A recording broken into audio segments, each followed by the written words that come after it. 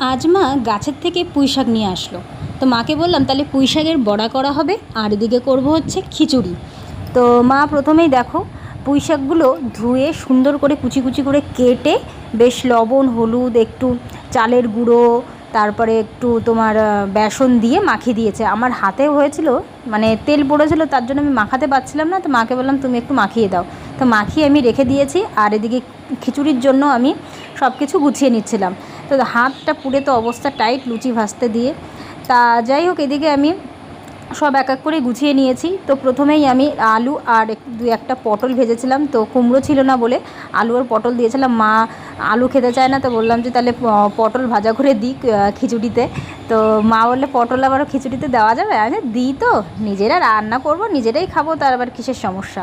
তো যাই হোক, এদিকে আমি সবজিগুলো ভেজে নিয়েছি। তারপরে মশলাটাও বেশ সুন্দর করে ভাজা করে নিলাম, কষিয়ে নিলাম। মশলায় দিয়েছিলাম আদা জিরে আর কাঁচা লঙ্কা। আর এদিকে ডালটা ভেজে নামিয়ে নিয়েছিলাম। তারপরে ডাল চাল মশলাপাতি দিয়ে একসঙ্গে সুন্দর করে কষিয়ে নিলাম। তারপরে গরম জলের মধ্যে সব কিছু দিয়ে তারপরে আমি খিচুড়িটা রান্না করলাম।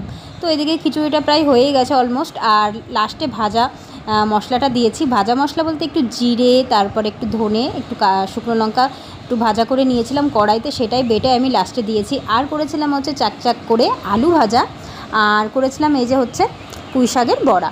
তো খিচুড়ির সঙ্গে কিন্তু এগুলো খেতে খুব ভালোই লাগে।